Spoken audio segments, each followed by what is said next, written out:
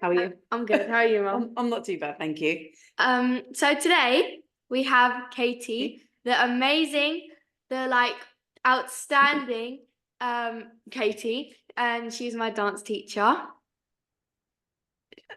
She's your dance teacher? Yeah. And why is she inspirational to you? She's inspirational because she's fought many challenges but still carried on through them. And what makes her so special to you, Marty, do you think? Just like seeing her and how she continues to navigate through life, even though through the challenges she's been through. And what in particular about Katie do you love the most? Her funniness. Her funniness. Her sense of humour. So despite everything, Katie's got this amazing sense of humour. Yeah. And she's an excellent teacher, I guess is what you're saying. Very bubbly. Yes, she is very bubbly.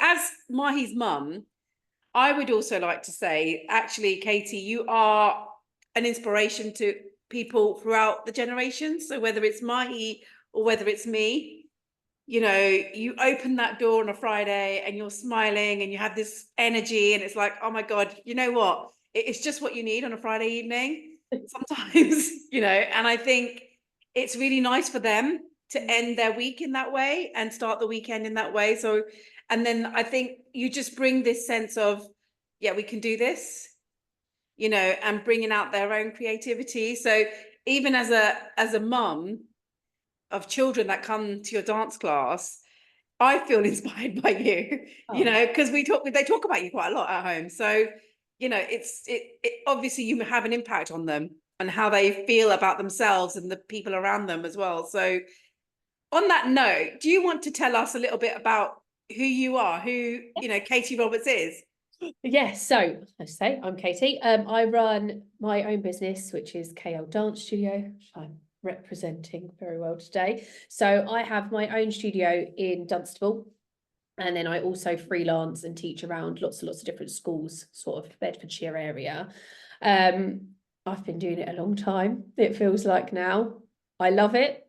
It's exhausting beyond belief. I am shattered every day. I think I've got the body of a 90-year-old, but meeting sort of children like Mahi who just give me everything back is the exact reason why I sort of do what I do and drag myself out of bed even on the mornings where I don't want to move, and yeah, keep pummeling through it, and I absolutely love it. And I think that shows actually your passion and your enthusiasm and how passionate you are about it actually shows. So Mahi, do we have any questions for Katie? So what inspired you to start dancing, and how did your journey as a dance teacher begin? Okay, so I've danced for a really long time. I actually started lessons when I was 3. So obviously at that point it was merely a hobby, something, you know, the typical mum takes their little girl to a ballet class. I wouldn't say I actually took it very seriously for a really long time. I just went because I enjoyed it. I saw my mates there. It wasn't till I hit about, I'd say 16 where I went, okay, I'm all right at this and I like doing it. Maybe this could be a career. And that's when I really started putting my focus in. So then I was already assisting my dance teacher at the time from 15 upwards, assisting her classes. I started running bits of my own at 18 at the local leisure centre. And then I decided that was it. So I went off to uni. I did my 3-year degree in dance professional practice and teaching work. And I went self-employed straight away at 21. Wow. So I'd already, because I'd been in the Mr. Teacher, and I teach the whole way through uni as well on the side. So I'd already built up a good client base and things like that. And at that, not far after that, the leisure centre I taught for was closing down. So we all get made redundant. And I sort of just went, well, I might as well give it a go straight away. So that's what I did. So I went into renting out lots of different premises, studios and school halls, and just running classes. And we are now 9 years later. I have my own studio. I teach across 6 schools regularly throughout the week. I teach about 40 classes a week, nearly 3,000 students a week. Wow. hence the bags. Guys. And I just think it's kind of gone from there. I think to make a living doing what you love is a very blessed thing. Wow. Yeah. You've literally like made us a bit speechless, haven't she? So 15-year spiral there for you. I think to know at such a young age that, do you know what I mean? Like you said, you started dancing when you were 3, and then, you know, even when you were sort of get in your teen years, you were still sort of, you know, starting to teach others and that passion. And then, you know, straight away knowing I'm going to be self-employed. I'm going to set up my own, like, I mean, it is truly inspirational, by the way, you know, because at like 21, a lot of us are still like, a lot of people are still like getting out of bed. Do you know what I mean? And yeah. I am a grafter. not being rude to anybody, by the way, but you know what I mean? Like a lot of people are still like saying, oh, I'm still finding out who I am, right? Yeah, absolutely. And, you know, to be that kind of passionate and headstrong, I would say, if you don't mind me saying, about something, it really is inspirational. Yeah, you know, I think it's always don't get me wrong, I was still very much living my best life at the time, my party life. But I was very I think I felt like I had a little something to prove as well. I think unfortunately dance is still not considered to the value it is. That it's merely a hobby, and I still, you know, even after building my little mini empire, I still get a lot of oh, it's sweet, isn't it? Oh, it's nice, is it? And you just think, no, it's a lot of work. I'm everything. I'm the teacher, the safeguard lead, the first aider, the receptionist, the admin, the this is a heck of a job. And I think starting out, there was still a lot of, oh, that's nice, but what else are you going to do? yeah. What's going to be your full-time job? What's going to be your proper job? And I think I'm a very stubborn person. So as soon as those comments started rolling in, I sort of went, I'll show you, this be a full-time job and everything and more. So I think, yeah, I was straight away up against the preconceived notions that dance is, you know, even as horrible as it is, sometimes it is still considered as it's for the people that haven't got the brains, you know, or they dance because they can't do the academic stuff, which isn't the case at all. You actually need to be very on it with your academia to be able to even manage all of the other stuff that comes into running a business as well. So yeah. And on that note, you're a businesswoman. Let's get this really straight, right? Yeah. Katie Roberts is a businesswoman, because that's what you are. You're running a business. Like you say, you're the accountant. You're the person that has to do all the marketing. You're the person that has to do every single thing associated with your business, the finances, everything sits with you probably, doesn't it? You know, you might have an accountant for certain things, but having a business strategy, all those things, at the end of the day, you're a businesswoman, aren't you? Yeah. And that's hard work. You know, and like you say, you know, and I love dance, Katie, by the way, but I've got 2 left feet. Well, I think I've got 2 left feet. And I agree with you. I think people don't value what dance brings. No. You know, there is, you know, I think it's such a beautiful, creative way to express who you are. And I think there's so much to learn, you know, from different types of dance forms as well, you know, and I totally agree with you that, you know, people just don't seem to give, I think maybe it's changed now. Do you feel like it's changed? It's definitely improved, but I still would stand that we've got a really long way to go. A really long way to go. It's wrapped around so many other things that are going on in the world. It really does boil down to what sort of government you've got in, whether they're pushing for the arts, whether they're this, whether they're that, what sort of budget things are being given, even down to the schools that I go and work at, whether they're being given the funding to facilitate people like myself coming in. It's still a massive gender divide. The level of boys I have versus the level of girls is still huge, absolutely huge. So if you're looking at all of that, there's still, we need to catch up to the year we're in. On that note, with all your passion and everything else, you know, with all this stuff, how do you motivate yourself, like, to kind of continue, like, considering everything we've just talked about? How do you, like, say, no, got to do this? What is it that motivation? I think a lot of get up and get on with it. I think that's it for most days. And then once I'm in and I'm doing what I do, don't get me wrong, I am not a morning person, and yet I do an 8 a.m. class every day. Every day. Every day I do a morning club. So I'm in a school by 8 Wow. o'clock. And I'm dragging myself there. But the second I open the door and I've got Katie, and faces back at me and they're bounding in, that's my motivation. I think I very much feed off of the energy I'm getting and giving. And when you've got people that are happy to see you and are loving what they're doing, you can't help but, sort of grow from that energy as well. Yeah. I can imagine it gives you this sort of, like you say, this kind of, oh my God, you know what? Look at all these people. They're here for me, right? But equally, it does have its flip side. I won't paint out rainbows. There are some classes that I find very hard. You might be up against a bunch of kids that don't know you and they're not dance inclined and they don't want to do it, and you are on an uphill battle then to try and motivate. But I think for the most part, I normally win people round. But yeah, there are days where I get in my car and go, that's really hard.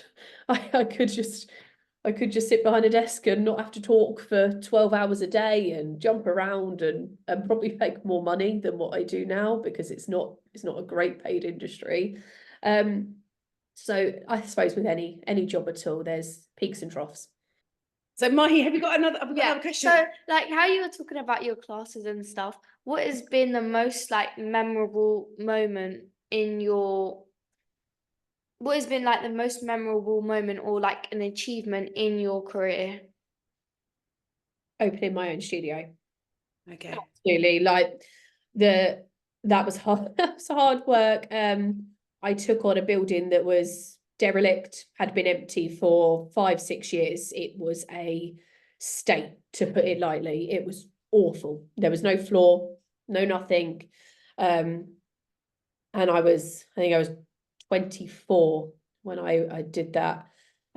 Just before my 25th birthday, I got the keys, and it was hell to leather. Every family member and every friend with a paintbrush and trying to just make it as doable. And then that moment where I had a little opening party, and I think I stood in there and just went, God, this is mine now. Like, I think that was a pinnacle moment of going, this is definitely it. This isn't just something I'm playing around with for a couple of years until I go into a different venture. That was the moment, for sure.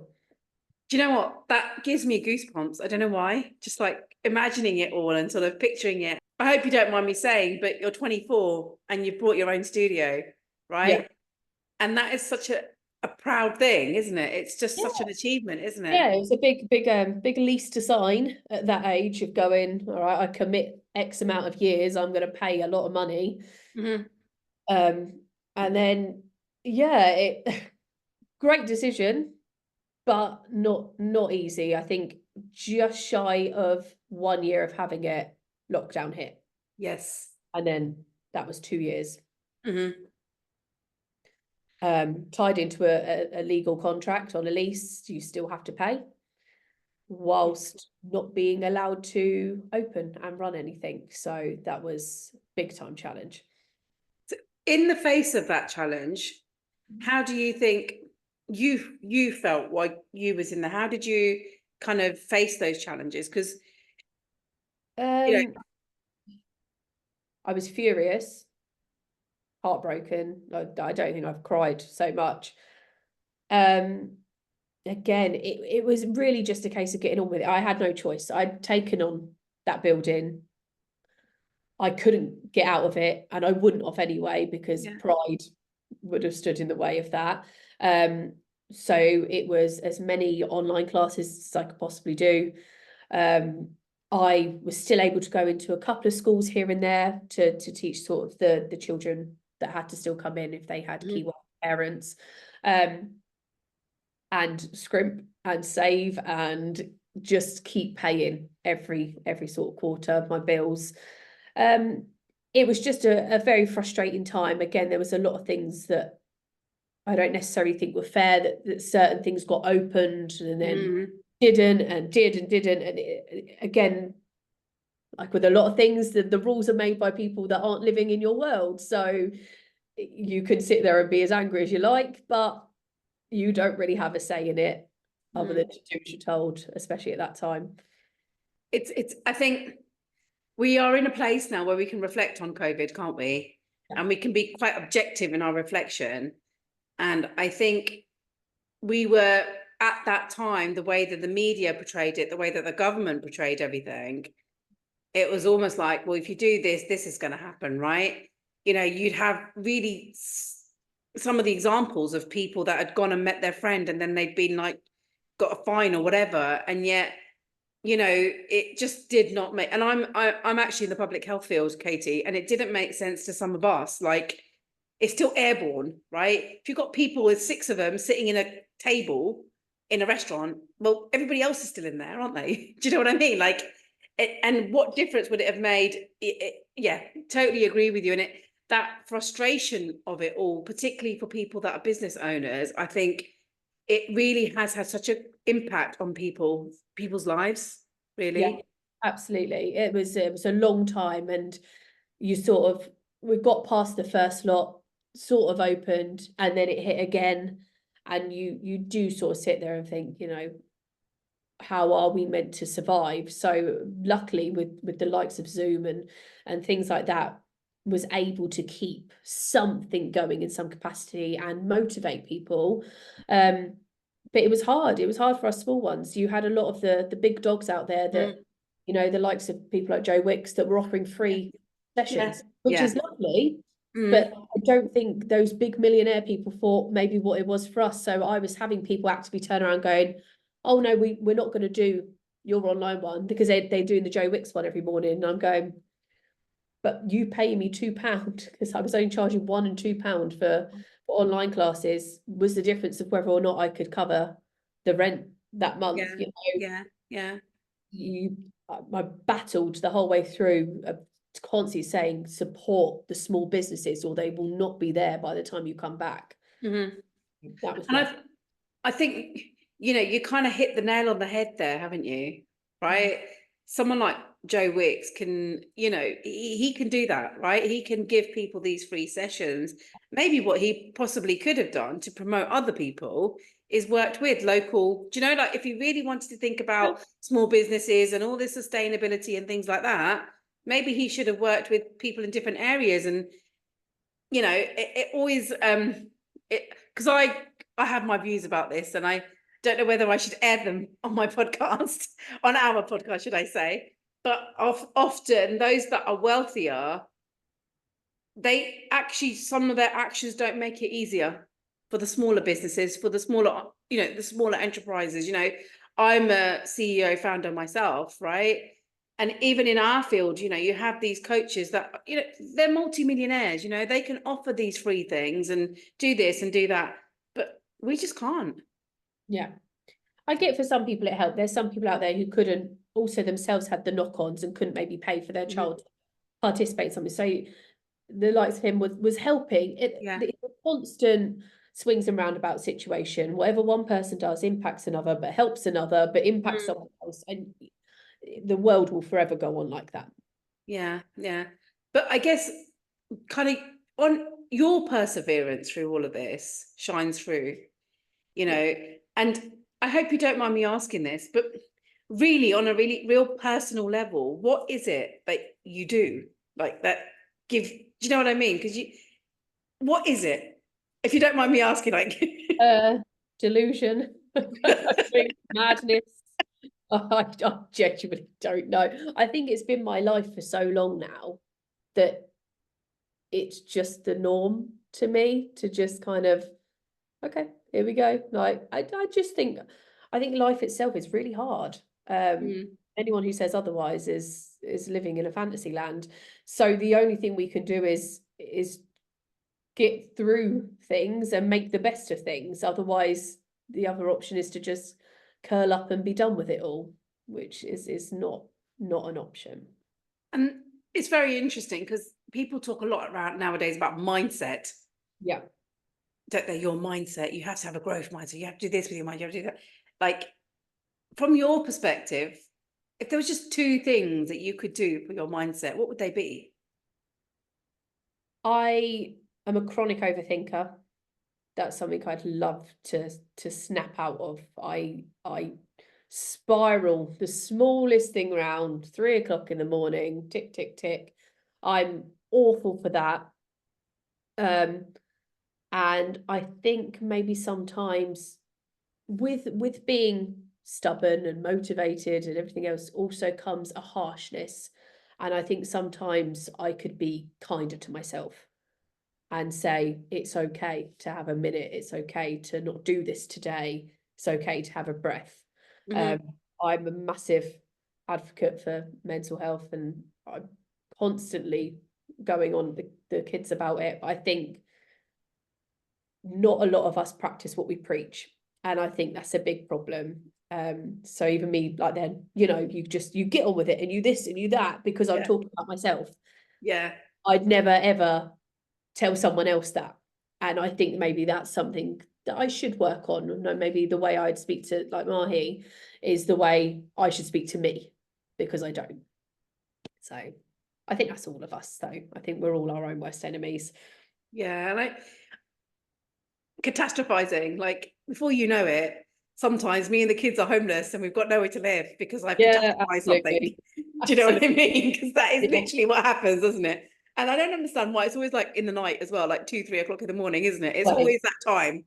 And you think, why am I doing this now? Like, what is wrong with me? Does Right? anything just like if you put on like this little voice inside me tells me not to put on those coloured socks, and then I do, and then I feel like something bad's gonna happen. Yeah, we all just go into crazy land sometimes. Yeah, yeah. And I think it's how you stop yourself in that space, isn't it? That's the mindset, and I've had to teach myself to stop Yeah.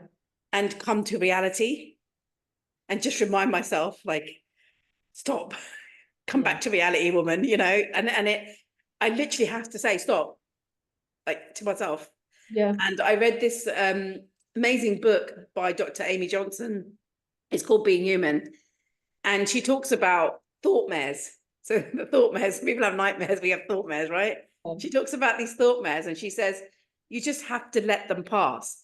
The only time you're truly troubled by a thought is when you're thinking about it too deeply. Yeah. And if you just let it pass, you're not thinking about it. So it's not there, is it? Yeah. A lot of work. A lot of work to be done on that one. Years worth of it. It's easier said than done. That's one of the things I've realized, because I have to practice it. It doesn't come naturally for me. Yeah. I've had to sort of practice that. No, actually, Raj, just let it pass. Just let the thought pass, replace it with something else. Yeah.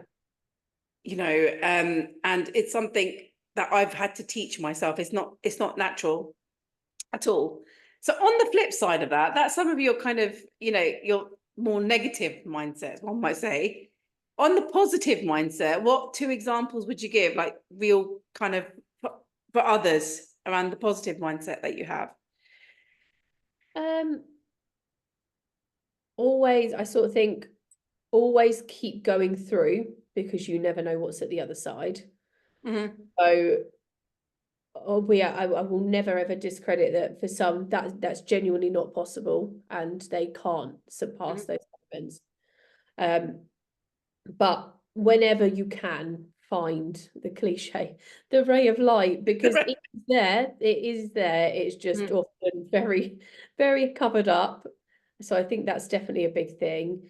And again, the better one, which I'm still working on, is take time for you and the things that you enjoy. And I do, but I don't think I do it enough. And that's something that when I do, and I spend time with my family and my friends, and I go on a nice day out and I watch a show. It's one of my favorite things in the world, is to go to the theatre. And you kind of sit there and you're in this other universe for a couple of hours. that can be just the break that your mind needs sometimes. So find the thing for you that can just make you go, I'm not me for a little while. I'm just in this other bubble. And it's almost like you give your mind a break, don't you? Yeah, You absolutely. sort of give your mind a rest and a break to stop that kind of daily stuff, Yeah. and just, you know, just be for a little while, doesn't it? Yeah, absolutely. It's quite interesting, the two contrasting mindsets, isn't it? Because they probably sometimes clash. Yeah, for sure. I think all of us, for the most part, are constantly in a battle with the old angel and devil on the shoulder situation, and it depends what's going on that day to what one I listen to, I suppose. Yeah. Yes, that is true. So, you know, you've set up this amazing business, COVID's hit, we're coming out of COVID. Yeah. And then I think you had some more bad news. I don't know I don't know the right way to say it, Katie. That was sort of 2-ish years, 627, and then open, I think, timeline wise, probably about a year, not even maybe. I then got diagnosed with breast cancer at 28. So just again, that wave came crashing down of something else, really. Like I've just got things back going, back on my feet, and then that hit. Completely, utterly unexpected and out of the blue. Yeah. And do you want to? So, like, on that note, when you got diagnosed, how did you still continue with doing dance? Like, did it not take a toll on your body? Absolutely. According to the hospital, and every single nurse and doctor and surgeon I've seen over the last couple of years, which is a lot, I'm the only person they've ever known to work the whole way through treatment. So I think a big combination of, again, delusion, craziness, a big, I'd rather keep going. If I'm being totally candid, I think if I stopped, I think I would have deteriorated in every single way. I think physically, I think mentally, I think I would have gone to a place that I maybe wouldn't have been able to come out of. You know, I'm 28 years old and they turn around saying, you've got grade 3 cancer. We don't know. So I had 4 operations. I initially had the cancer in my breast taken out. It then, unfortunately, I found out 2 days before Christmas it had spread. So I was back in having more cut out. I had all my lymphs under my arm cut out, so it started traveling. Then because of that, I then had to have chemo, which is one of the most grueling, horrific things on this planet. You will never feel more ill. The pain, the sickness, absolutely chronic. And then I obviously after that I made the decision to have a double mastectomy afterwards, which was by choice, because I was told I was high risk of having something again. So once you've gone through all that, you want to avoid every cost of doing it again. But really hard. I won't say any part of it was easy. I was in a lot of pain. The body that I'd relied on for so many years, my body is my craft. I sort of watched it fall apart in front of me. I couldn't move, I couldn't lift my arms, I was pumped full of steroids, so I was gaining a lot of weight. I'm still heavier than I've ever been. I gained sort of 3 stone inside of a couple of months. I then obviously I did lose all of my hair, which was one of the worst things for me. That's the one thing I didn't want to happen, and I sort of had that almost happen overnight. I had tidbits come out here and there, and then all of a sudden I was in bed on a Tuesday night and I woke up at 2 o'clock in the morning with an itchy head, and it was there, and I knew I then had to be up to go into a school again at 7:30 the next morning.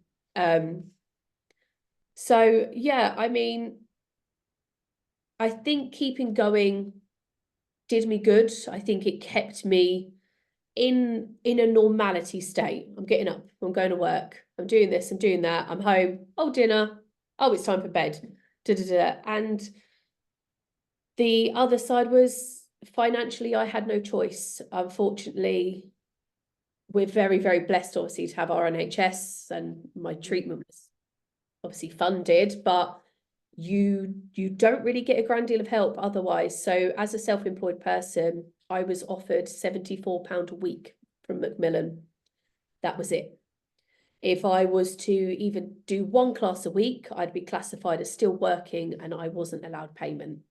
So it was lose my studio, lose my home, car, everything, or just keep going. And I think I would have been worse, although I was exhausted. I'm driving to work, being sick in a bush, getting back in the car, teaching. Better that than if I was to lose everything. I don't think I would have felt like I had anything to fight for anyway.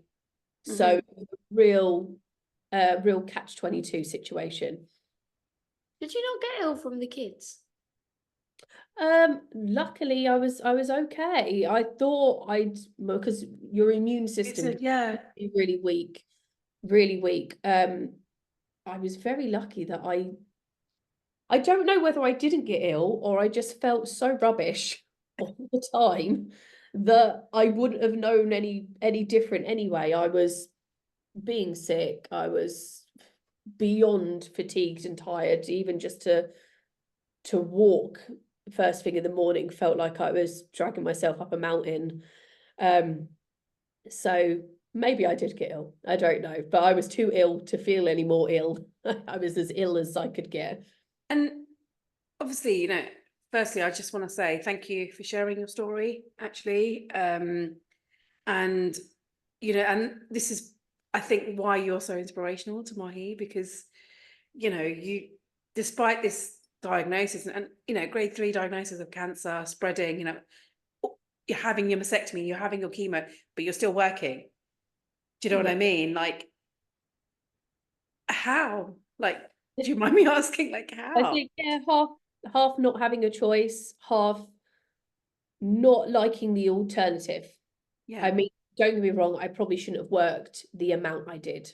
I should have maybe taken myself to sort of a half day, or just did X amount, but I'd worked so hard to build up what I had, and the fear of losing it was greater than the pain and the tiredness. I wasn't gonna not pay on my lease and then get the studio taken off me. I wasn't gonna not pay on my mortgage and get the house that I'd saved from 15 years old taken away from me.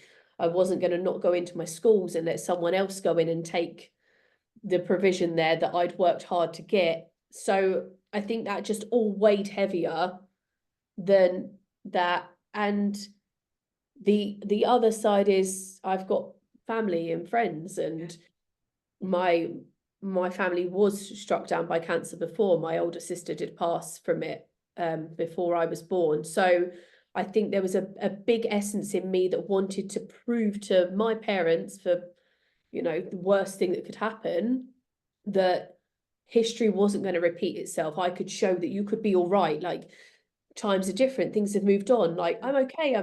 I think I felt a little bit of me that needed to make everyone else okay. So therefore it was my job to be as normal as possible, even though I didn't feel like it. Yeah.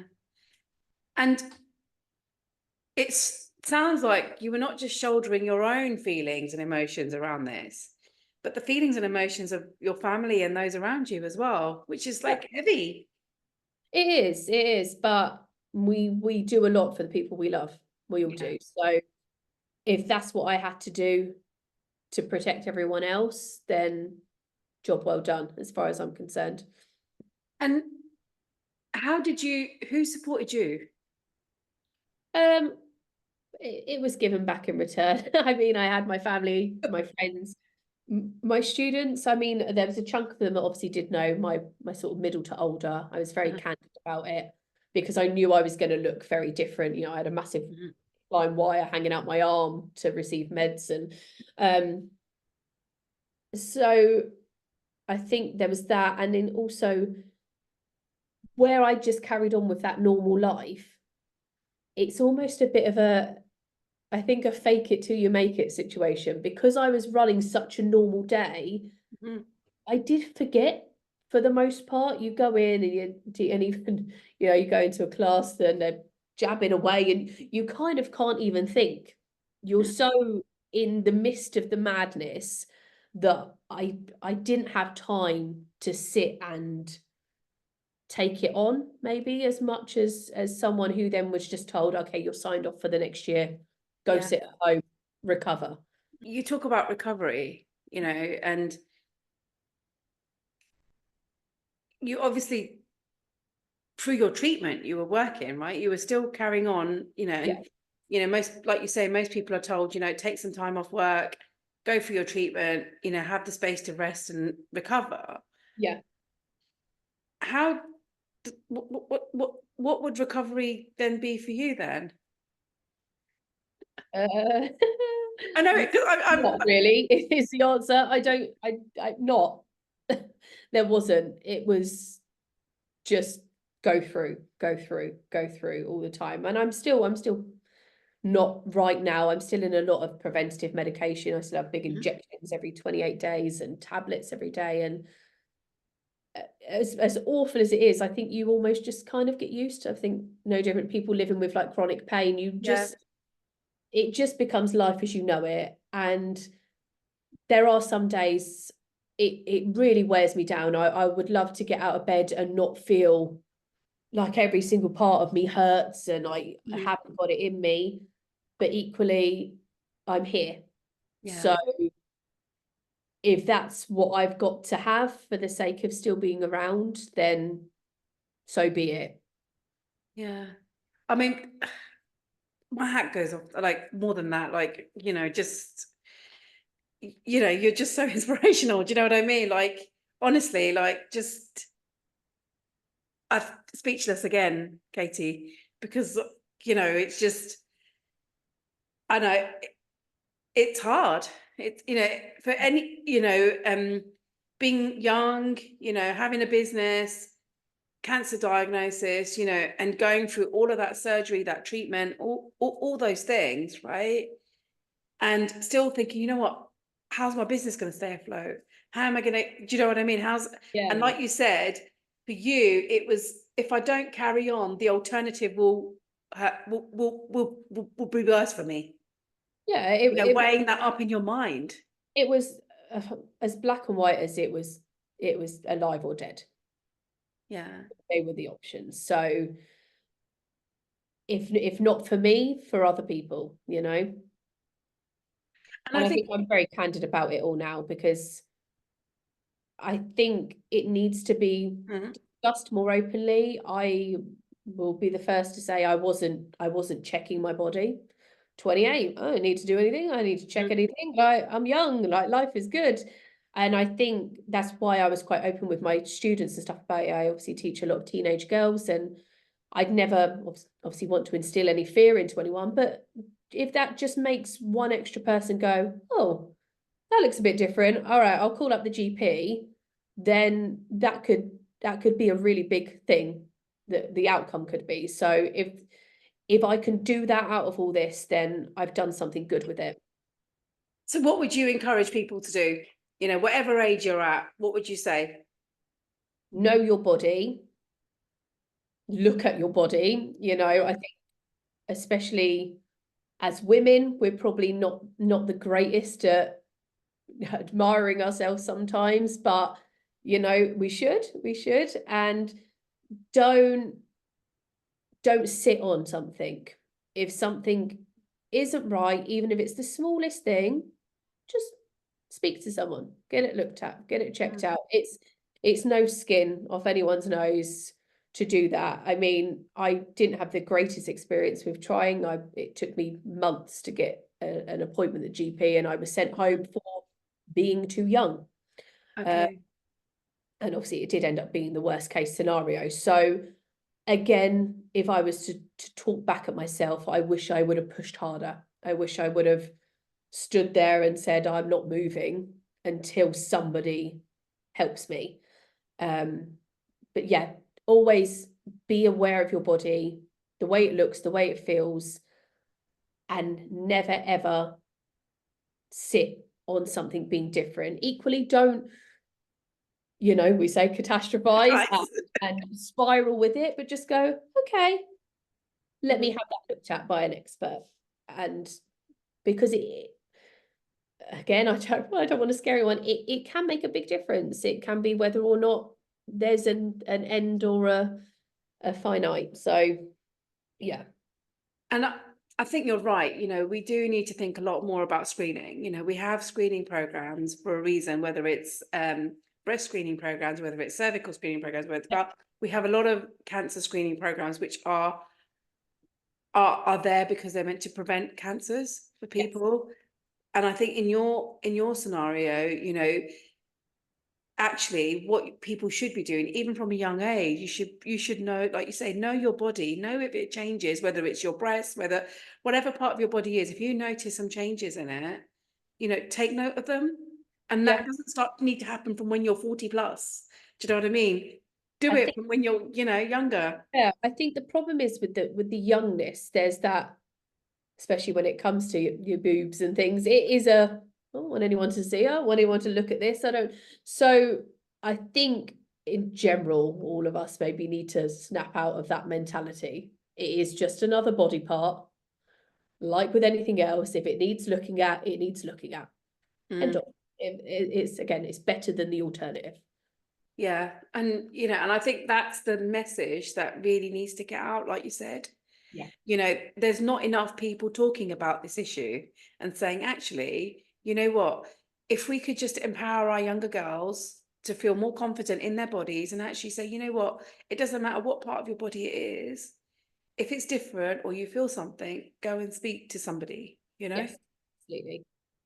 Yeah. And I think, I think we as individuals, as women, regardless of our ages, we need to do more to kind of encourage others as well to speak about their stories or to talk about, actually make it normal. Oh, have you had your breast screen? Oh, do you know what I mean? Like it's almost having those normalized conversations between us. Do you know what I mean? Like even talking about something as simple as like, Raj, did you have your cervical screen yet? Or, however we have that conversation, it's almost like when you're checking in with your friends, you kind of ask each other those questions as well. Yeah, it doesn't need to be taboo. It's not. It's just an everyday thing, no different to going to the dentist and getting your teeth checked. That is a very good way of saying it, actually. Yeah, it's just another part of what we're made up of. So yeah, that's a really good way of saying it. It's like having anything else, like eyes tested or something, Yeah. So on that note,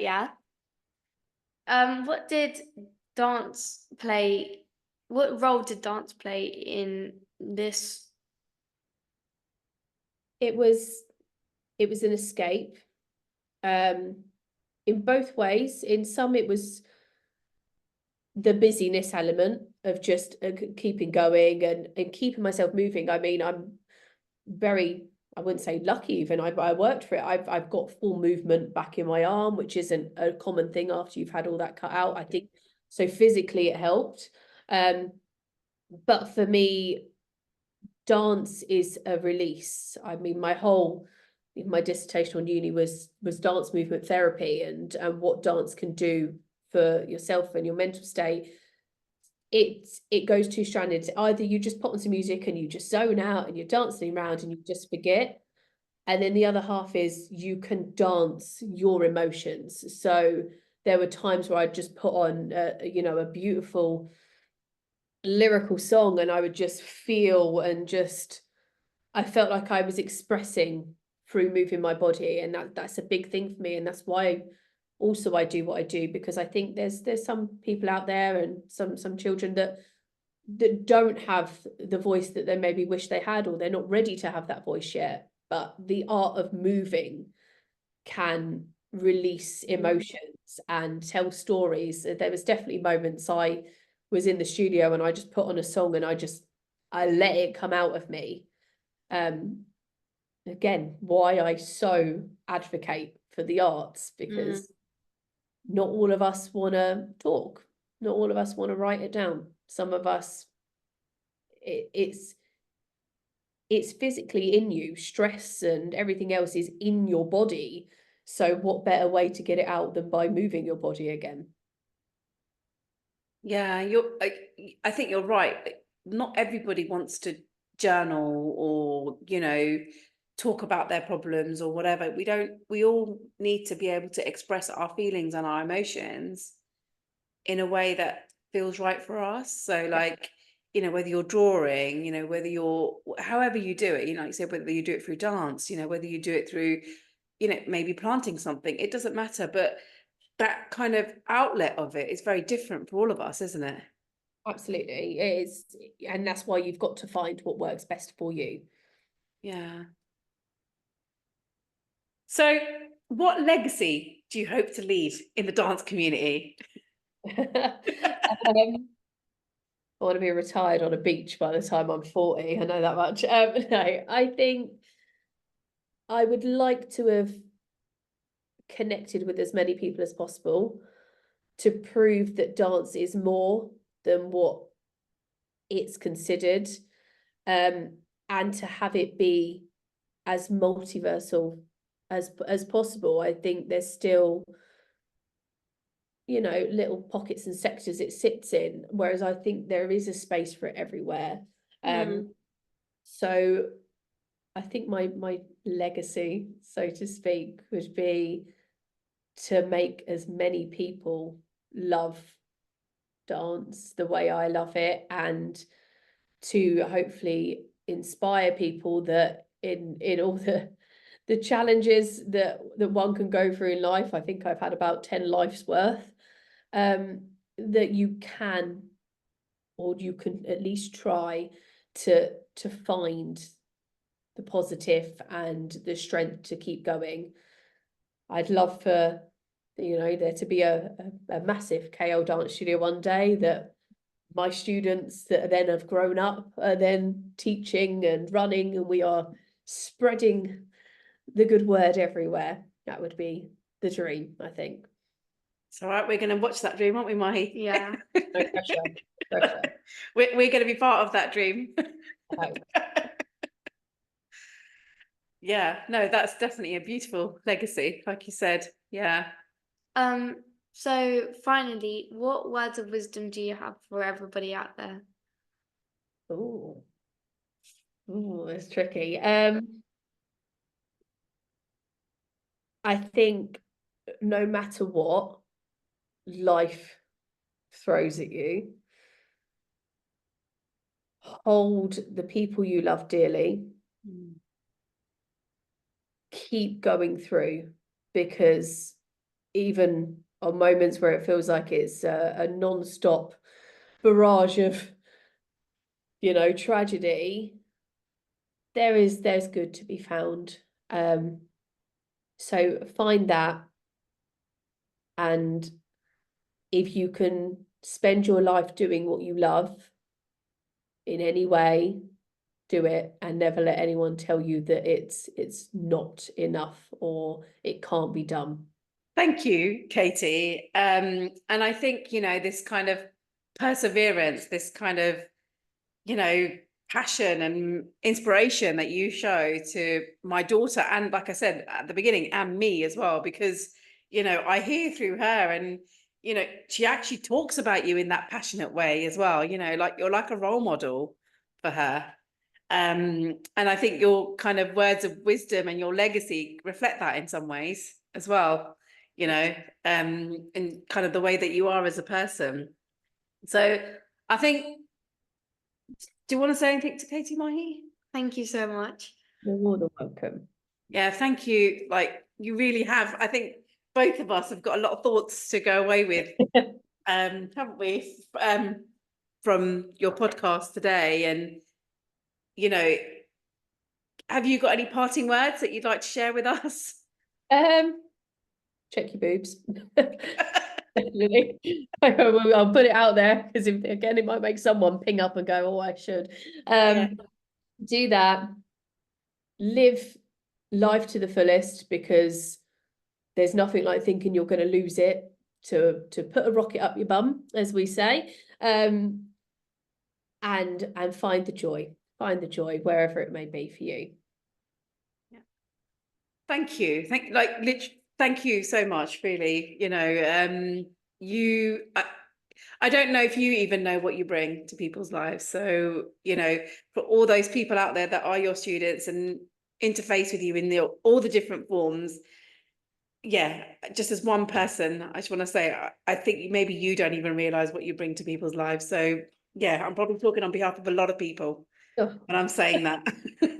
You know, so thank you so much. You know, thank you for taking the time to speak with us.